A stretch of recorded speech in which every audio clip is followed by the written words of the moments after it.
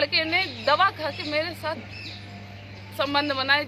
जिस्म का प्यासा वो पति हो जाए तो क्या होता है? यही होता है कि वो लड़की दम तोड़ दे। लड़की का हस्बैंड वो भी था तो उसने भी नहीं बताया, लड़की ने शर्मवश नहीं बताया। शादी की थी उस बच्ची की, अभी वो निकल के अपने ससुराल में गई थी और उस हैवान ने इस तरीके से काम कर दिया कि जो शर्मसार कर देने वाला है।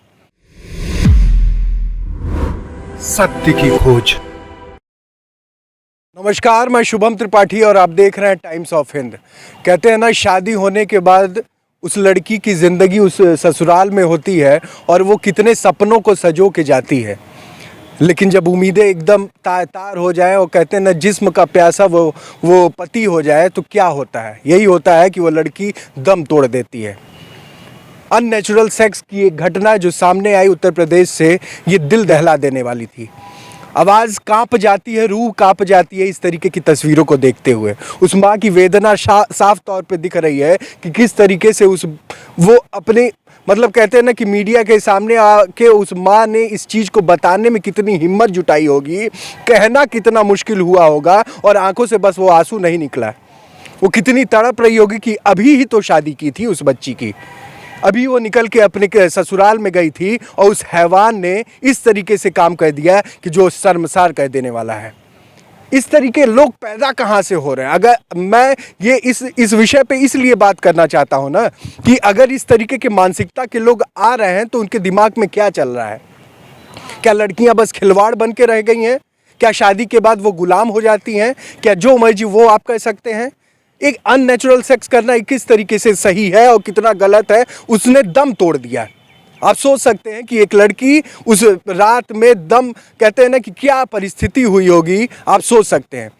उस माँ की कुछ विजुअल और कुछ क्लिप हम आपको दिखाएंगे कि किस तरीके से वो चीज़, वो घटना घटी और उसके बाद उसने दम तोड़ दिया। लड़के ने दवा खा के मेरे साथ संबंध बनाए, जिस कारण वो लड़की का हस्बैंड वो भी था तो उसने भी नहीं बताया, लड़की ने शर्मवश नहीं बताया कि बहुत शर्मसार कर देने वाली। हम कोशिश करते हैं कि इस तरीके की घटनाएं जब सामने आती हैं तो आप जब देखते हैं, ये इसलिए भी फैलना चाहिए ना समाज में कि जब लड़कियां मानसिक रूप से और शारीरिक रूप से तो स्वस्थ होती हैं लेकिन एजुकेशन भी उनकी होती है तो इन सब हरकतों को करने के लिए वो रोकती हैं, लेकिन तब भी नहीं रुकेगा। ये समाज इतना घिनौना हो चुका है ना, यहाँ के लोग और इस तरीके के मानसिकता और राक्षस स्वरूप इस तरीके के लड़के जो हो चुके हैं, उनको बिल्कुल भी समझ में नहीं आता है क्या नेचुरल सेक्स होती है, क्या अननेचुरल सेक्स होता है।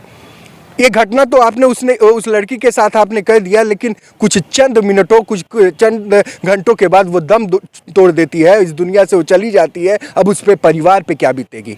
उस ससुराल वालों ने उनको भेज दिया वापस, उस लड़की को ये कह दिया कि पलटी कर रही है, दुनिया भर की चीज़ें, उसको कोई प्रॉब्लम हुई है, दबाने की तो आपने बखूबी कोशिश की, लेकिन इस तरीके की कोशिश दर्शाती है कि आप अपने लड़के को कहीं साफ तौर पे दिखाना चाहते हैं, लेकिन उस लड़की की वेदना और चेतना को आप बिल्कुल भी नहीं समझ सकती हैं।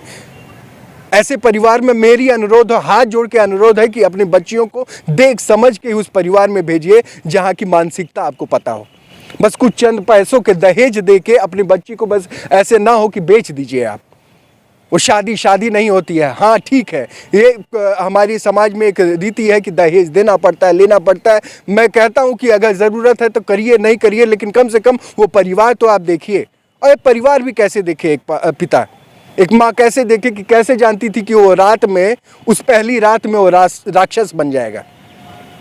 उसको बिल्कुल समझ में नहीं आएगा कि इसके साथ पूरी ज़िंदगी बितानी है, ये आखिरी रात नहीं है। इस तरीके की घटनाएं कहीं ना कहीं मन को कपा दे रही हैं और ज़ुबान लड़खड़ा जा रहे हैं। हम एक पत्रकार होने के सामने साथ साथ हम कोशिश करते हैं कि हम भी तो एक इंसान हैं।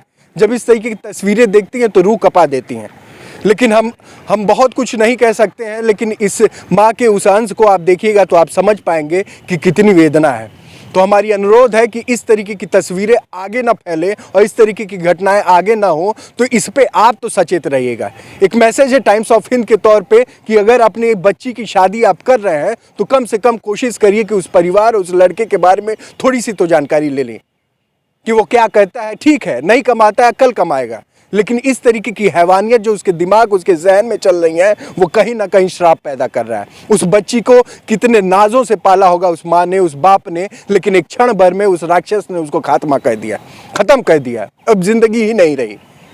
उसने कितनी सपने सजोए होंगे कि मेरा परिवार होगा, मेरा ससुराल होगा, मेरा पति होगा, कितनी सारी उम्मीदें लेके उस घर में गई होगी, वो कदम छोड़ के जो कितने 2500 साल तक अपने घर में रही होगी, एक दूसरे परिवार में जाके उस लड़की को एडजस्ट करना कितना मुश्किल होता है, एक लड़की ही समझ सकती है।